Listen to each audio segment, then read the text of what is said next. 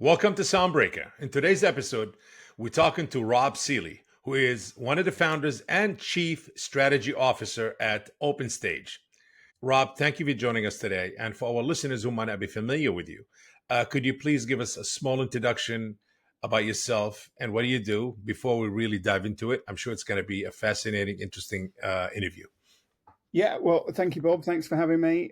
So, my name is Rob Seeley. As you say, I am the Chief Strategy Officer of OpenStage. Stage is a community management platform that specializes in the music industry.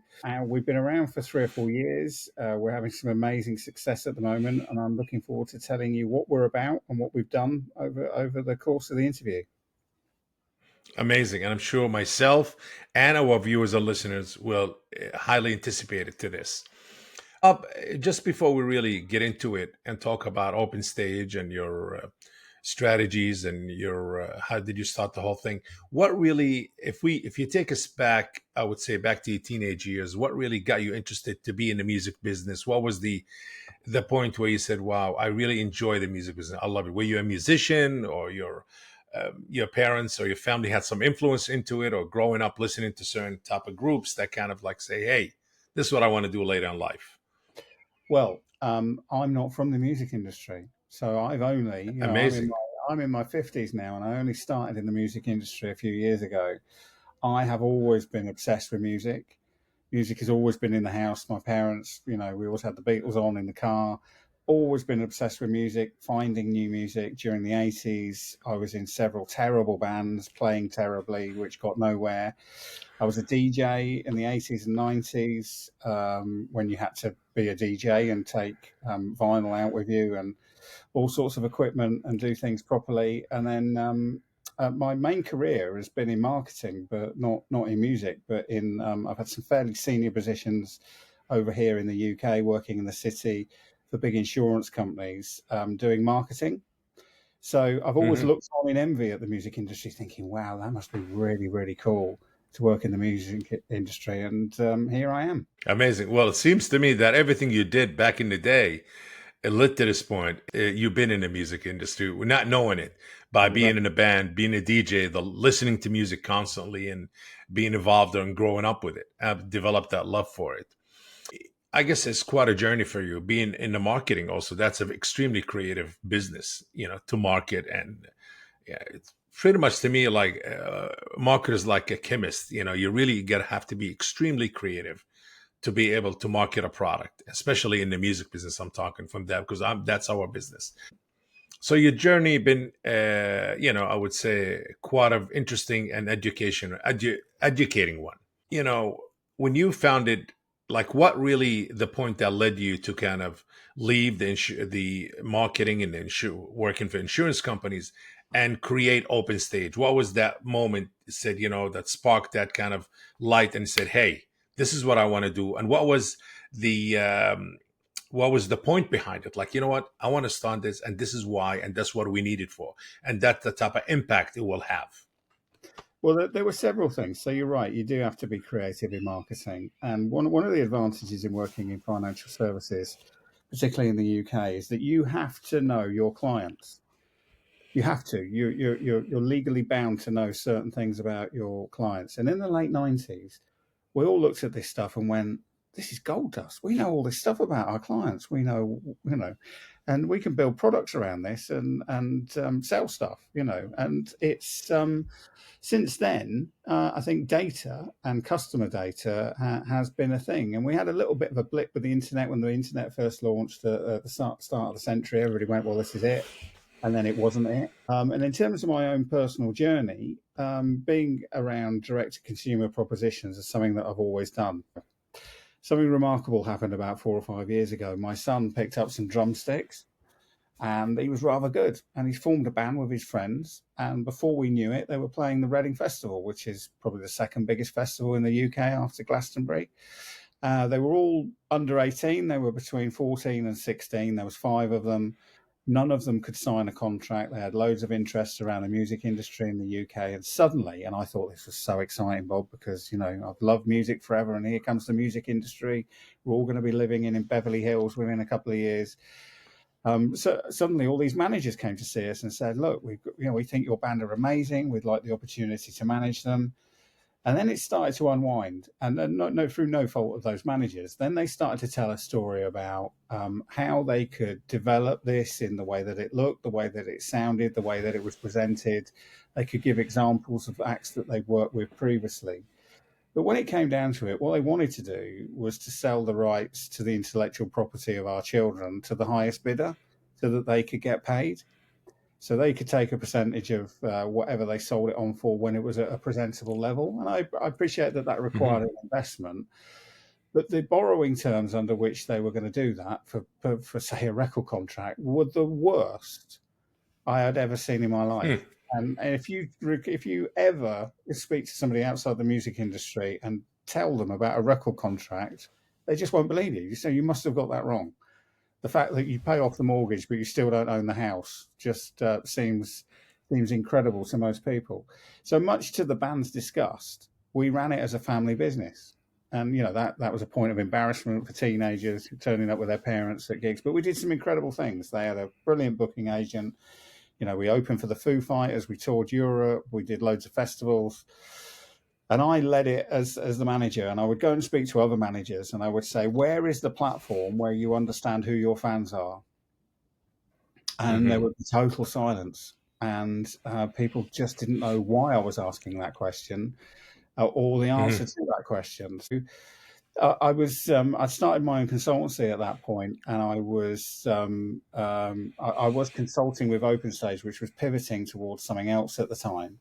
And I thought there's something in this platform that could help the music industry to understand their fans better. And I kind of took it from there around the end of, well, around the start of, we started taking it very seriously in its current format around the start of 2020. And we Hmm. haven't really looked back since. Wow, very interesting. Open stage, obviously the reason for it to reset the music industry for artists and fans. Mm-hmm. And what was the biggest challenges that you faced, Oh, where do I as start? far as shaking things up? Because you're pretty much really shaking things up. You're changing a lot of this is, that's a big step towards change in the music industry by empowering the artist. Yeah. So it's important just to take a step back. The first three things I read are still as relevant today as when I read them. I read a report there's a report every year that comes out from Goldman Sachs on the music industry. I think the latest edition is due out any time soon. And it always says the same thing, Bob. It says the music industry is massively under monetized against gaming, against film, sorry, and against sport. Some of those industries have a tenth of the audience and make 10 times the revenue. In last year's Goldman Sachs report, it actually said that managers do not have the tools or the access to their own audience to make the most of the revenue opportunities that are in front of them. I also read a report from Citigroup which said that over the last 20 years, artists have earned between 7 and 12% of the income they've generated. Now, remember, I've got a son at home, and I want him to leave. And if he's only earning 7% of what he generates, and he's in a band with five people, then he's going to have to be generating a lot of money before he can go and set up his own family and have his own home. So that was a point of concern. And the third Yeah. thing is Luminate. Luminate's research is brilliant. And fans are telling Luminate all the time, we want to spend more, we want to get closer, we want to participate more, we want to be parts of communities, we want to buy products and experiences that are different to these things that we've been selling for the last 50, 60 years. So Hmm. you've got three things going on there, and nobody's getting what they want. The industry's too small. The artists are not earning their fair share of what they generate, and fans are not getting what they want. Hmm. So we wanted to do something Hmm. about it, which is to your point, not particularly easy. Now, there's two things to this. Really, it's the inertia of the manager. So we mostly deal with managers, and I must have spoken to 400 or 500 music managers over the last 3 or 4 years. And people either Hmm. understand what I've just said and want to do something about it, or they're quite happy with where they are. People do reasonably well without me, sticking my 5 pence in and telling them what they should do. The other problem is Hmm. the supply chain. There is dogma in the supply chain where people do not want change because it suits it suits people to keep things the way that they are. The way that things are sat currently is that most of the fan relationships, and the reason that all of those things, the industry's too small, the artist doesn't get enough money, and the fans don't get what they want, is because the Hmm. relationship is owned by about 5 or 6 different companies. None of them are the artist.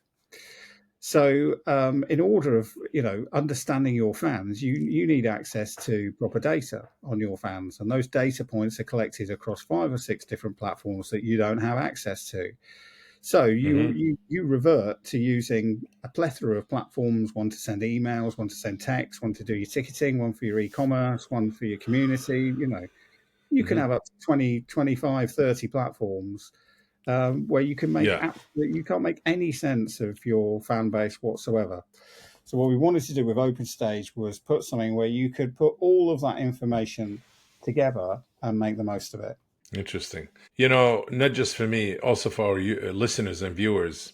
Let's dive in more into OpenStage and really, because OpenStage pretty much simplified that complex in the world between fan engagement and for artists. Can we give us more details exactly how exactly it works, if that possible? Yeah, of course. So Please. there are 6 main things for me. There are probably more, Yes. but there are 6 main things. First of all, the artist should control and own this data. Yeah, so we're an artist first platform, a fan first platform. We want to remove the Mhm. restrictions between these two brilliant people that just want to get on with being into each other. So first Yeah. of all, first principle number one is that the artist should control and own the data. Now there are lots of people that may have issues with that, but we that's pretty fundamental to our belief. Secondly, we think Yes. you should have a system where you can centralize all of the existing data you have. So you have mailing lists and you'll have an e-commerce store, but they're all on different platforms. With OpenStage, you can import all of that stuff into one platform and have a 360 view of each fan. You can also integrate Spotify, Shopify, Bands in Town, your merch store, and many other things. So the secondary platforms that you're using to distribute stuff can also be plugged in, so you can have further information on your fans. Lastly, you can go and collect information from fans using our email or our text, or going out on your social media platforms and using some of our landing pages. We give you all the tools within the platform to do this. So you can go and ask your fans, in real time, if we did this thing, would you be into it? So you can do Mm. real market research. And the effect of that and building that data set up has been amazing, because suddenly you have insight on your audience. Hardly any artist Hmm. at all have any amazing insight on their audience. They can't measure demand, they can't measure engagement, they can't measure spend, which is really, really difficult. And if you bring all of those things together, then you can start communicating with your audience in a far more effective way. I personally hate the idea of sandblasting everybody with the same message. I got an email from an artist this morning. I live in the UK. I'm playing in Brazil. I'm like, well, that's great, but how am I going to get to Brazil? And that's just not relevant to me. And it's because they've just sent it to everybody because they can't be asked. And with OpenStage, you can segment your audiences, you can finesse your marketing, and you can make each message to each fan personal and relevant to their relationship and their engagement with you, using our emailer and Hmm. our SMS tools. And also by doing that, you can nurture your relationship with your fans. It shouldn't just be about sending sales messages. You can ask people, what was your favorite album? What was the first show you went to? Let me tell you about this song I've just written. Share your videos of last night's show. Share me your cover versions. Send me your remixes. It should be a relationship where people can come together, and fans and artists are scared of social media because it's poisonous, and they have this wonderful relationship where they really want to appreciate each other and show appreciation for each other. If you do Hmm. all of those things, you will be able to sell direct to your fans more effectively. And if you sell direct in any industry at all, you will remove some of the middle people that don't need to be there. And if you do that, you'll make more money, and that will help you optimize your sales. So those are kind of the things that we're hoping to achieve with OpenStage. It is really early days for us, but we're having some amazing results. Rob, listening to all of this, and I think you're pretty much ahead of the curve because I think that's where it's going to. And I think you haven't seen yet the best days to come, but I think they will because, as I said, artists tired of being controlled, tired of being told what to do and being manipulated. And in the end, everybody makes money from from that pie that artist earns. As Goldman Sachs said, they said artists make about 17% of what they generate.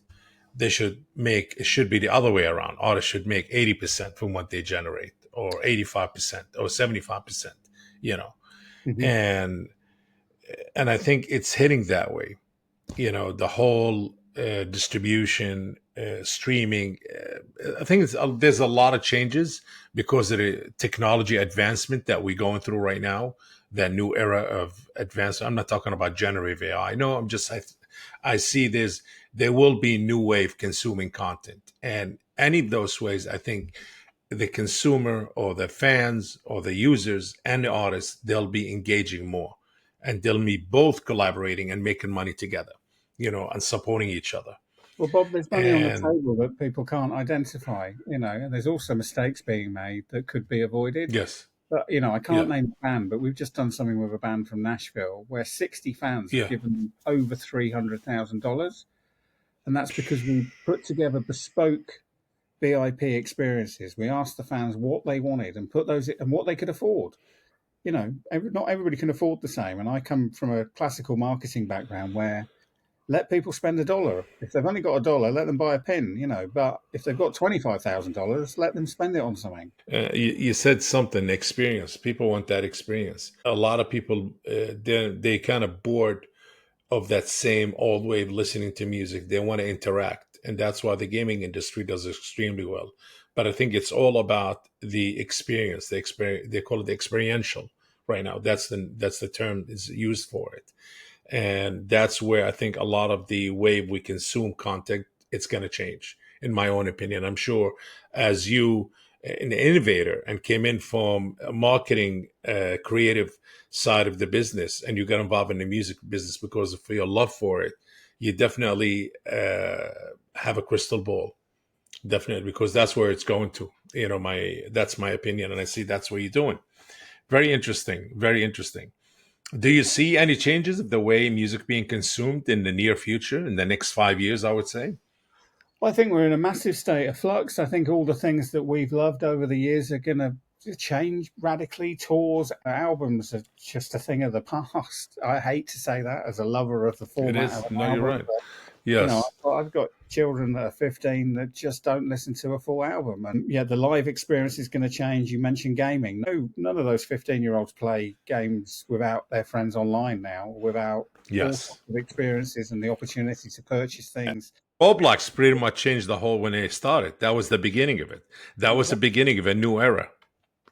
People are watching films together now. The whole Yes. everything Yes, technology is yes, going to open yes, all of yes. this Well, they up. call it metaverse and mixed reality. I call it mixed reality in a way, Mm. But yes, this whole thing is gonna come together. But remember, there used to be Tower Records, HMV, Virgin, Coconut, Sam Goody. These are the big chains across the world. They're gone, vanished. They never even existed. I mean, I ask your 15-year-old, and they'll say, "What are you talking about, Dad?" What are you saying? Yes, they gone. They no longer exist. And now, when digital came in 2000, but there will be, I wouldn't say there'll be an end to that, but there'll be new ways, and the old ways will be gone. They'll be gone. Rob, you worked with small artists, big artists, and what's some of the the big names you work with, or any memorable success stories? I should ask you, really. Yeah, we, Surprising moment in your journey since you started the open stage. we've had quite a few. I'll run through some of the headlines. So there's a guy, there's a young manager from the UK called Sam Jackson who's sickeningly bright. Yes. I hate him, Yeah. and him and I really sort of helped get OpenStage going in 2020 around the band that he manages called Only the Poets. Yeah. They'd lost an incredible amount of money during COVID, which they Wow. were able to Mm. recoup really quickly using the platform, and I was really proud of that. That was really the spark that made us think there's something in here. If we go to people in real time and ask them how much they can afford and what sort of products they want to buy, and if we can put those together really quickly, there is money to be swept off the table. We've done some fantastic things. I've just come back from the US where I went to Lana's Boston show. So first Hmm. US stadium headline show. Everybody in that stadium was signed up to OpenStage. The pre-sale, Amazing. you had to have met Lana's criteria. You were given a special code. It sold out at pre-sale in 64 minutes. Which is incredible. There was very little scalping. Genuine fans got the tickets because Lana had full control over it. We did a thing with Lewis Capaldi in the UK last year where he got to number one and he was hilariously using the back end of the platform to phone his fans. It made all the national newspapers.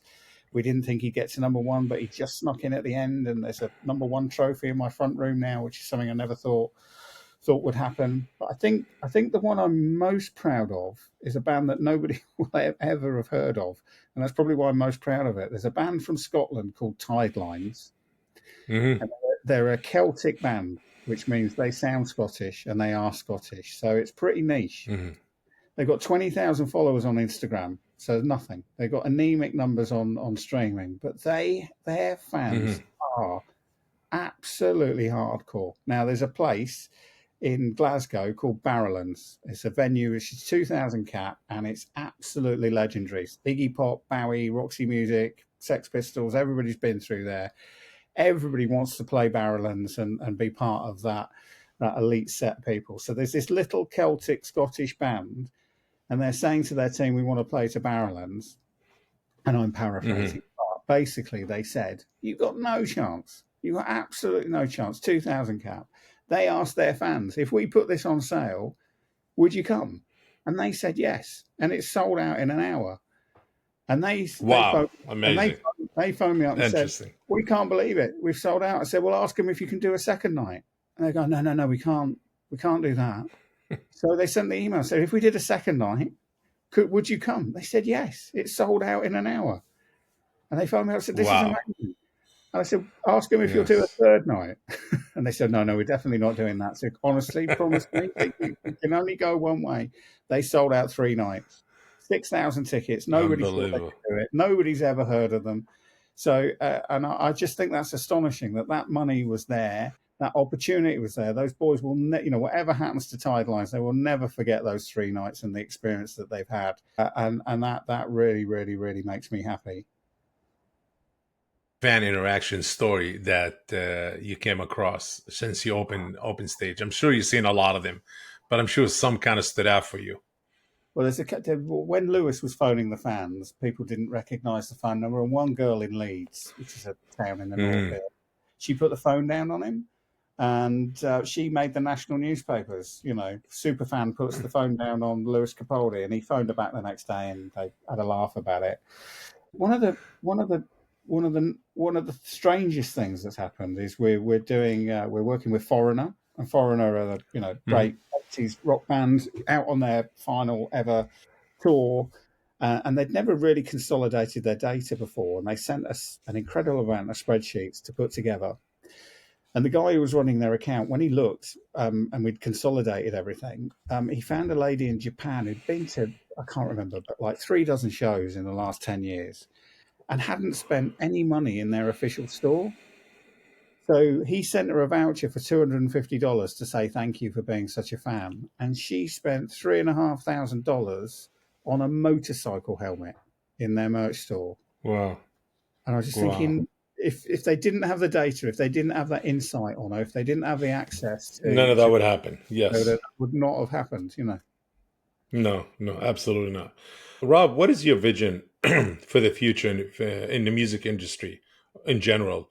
And how do you see open stage evolving in the next few years? Yeah. Okay. So there's two. I'll deal with the first bit, and you'll have to remind me of the second. So Please. Yes. we genuinely, I know, we genuinely want to try and reset this relationship between the artists and the fans. Both sides are not being served. There is Yes. too much friction between them. So by the consolidation of this data, we are starting to remove those barriers. We do want to move to a point where we are genuinely affecting that percentage that the artist is collecting out of the revenue that they drive. So, if Hmm. our legacy is to take that 7 to 12% to 15 to 20% or 20 to 25%, and say we have genuinely made artists more money and satisfied fans' needs for stuff and their demand for stuff in a way that isn't exploitative, then I think we'll have done our job. Yes, What amazing. was the second question? There was a second question which I've forgotten. How do you, yeah, how do you see the future of the music industry? Oh, the future of the music industry is going to be, well, again, it's this state of flux. We're seeing all these redundancies at the major labels, which is really horrible for all of those people.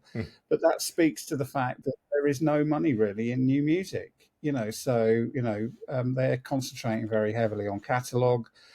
It's going to be really, really difficult for people going forward to rely on large advances against new music to run their businesses. So there's going to have to be a bigger focus on their fans, on looking after those fans, on understanding their fans' needs and servicing them. Do you feel that streaming platforms, DSPs, are less and less supportive of new independent artists? Well, I mean, I don't know what the latest figure is, but I mean, soon it will be 1 million tracks a day are going on Spotify. With AI, we're all going to be making our own version of Sergeant Pepper sooner or later. We'll all be, as a laugh, putting at least one track on. There'll be 8 billion creators on Spotify. It's not Yes. an economic model that you should rely on to make a substantial living unless you're, really, really knocking it out of the park. And there's only a few hundred people that are doing that. Your business Hmm. is built on your fans. Concentrate on those, and where you can have influence on the products that they can buy, that can keep you doing the thing that you love doing. Rob, for our viewers and listeners and entrepreneurs who want to be in the business, quick question from my side. Uh, this is a startup, I guess. You started it 4 years ago, and you're doing well. Amazing, great vision. Did you had any help, or you just bootstrapped it yourself? It's like, hey, you know what? I'm gonna do it, and I'm just I did it gonna, all you myself with know, no help from anyone at all. No, I've got an amazing team. I've got an amazing set of investors. With any startup, there is. I've oversimplified something that is very, very complicated. There's been lots of incredibly good people that have helped along the way. I have an amazing team, but we all are centered around a vision of resetting the music industry in the way that I describe. So we've had lots of ups and downs, and we're currently on a massive, massive up. And it feels like we are creating a movement towards this purpose where people not only love the platform, but they love the purpose of the platform. I mean, I myself love the purpose of the platform. I think it's amazing. It's really great. Thank you. Really great. How about an advice from you as somebody who were obsessed with the music business, as you said, since you when you were growing up, then you were doing something different. But I call it. I think you were in the music business, as I said. Being a marketer is extremely take a creative person, really creative person to make some big things out of small things and make people accept, like, and buy into it. So definitely you have that creativity side in you, big time. Um, any advice for listeners and viewers who are gonna be inspired by your story, what you've done, and your support for artists and doing things differently, and Yeah, well, just and one of the things that I'm really passionate about is because I'm old and I've been in marketing a long time. There is a whole generation now of people that think that marketing is just putting assets onto social media, placing ads, and using digital. And it's more than that. We have a plethora of management companies now that are using OpenStage, and they haven't got people with the right skills within their organizations to run a community based strategy. And we're constantly asked by people, do you know any good people that could run OpenStage for us? Mhm. There are loads of people that are losing their jobs in that digital space. At the moment, I've just done a post on LinkedIn where I'm asking people to come forward because we're going to do a day's training. We're going to show people the basic skills that you need to think about this. And it is a different approach to digital. to think about the most Hmm. important people in your business and to super serve them. Hmm. And I think I'd like to help, and we would like to help as many people out there as possible that want to make this change. There is a huge gap in the market for people that can run these communities for managers. Interesting. Very, very interesting. Anything new coming up in the next month or two for OpenStage that you would like to We've got some announce? really, really exciting stuff coming up. I can't say too much, but at the moment we're getting people to sign up. Pretty soon we're going to get people to sign in, and that's so people are going to be getting access through being signed up to OpenStage to be able to sign into Hmm. exclusive products, to exclusive content, to exclusive ticket access, and that's kind of the next iteration as we work towards creating this fantastic marketplace between artists and their fans. Hmm. Very interesting. Pretty innovative. Pretty innovative. Definitely, you got my support, and I'm sure a lot of our listeners and viewers, you're going to get their supports that who never heard of the platform. Now they do. Awesome. Hopefully, they'll bring in more traffic to it. Open stage. Everybody keep that in mind. Run by the one and only himself, Mr. Rob Seeley. Rob, it's been a great interview. Definitely enjoyed it. A lot of interesting and insightful things. Great journey, and definitely ahead of the curve, but something needed, and you really tapped in onto it. I just want to thank you for joining us today. And this concludes today's episode of Soundbreaker. And please make sure to follow us on socials and stay tuned for our new episodes. Rob, again, thank you very much. Thanks, Bob. If you enjoyed today's episode, make sure to share the Soundbreaker podcast. And if you are joining us on YouTube, please like this video and subscribe to the channel. Until next time.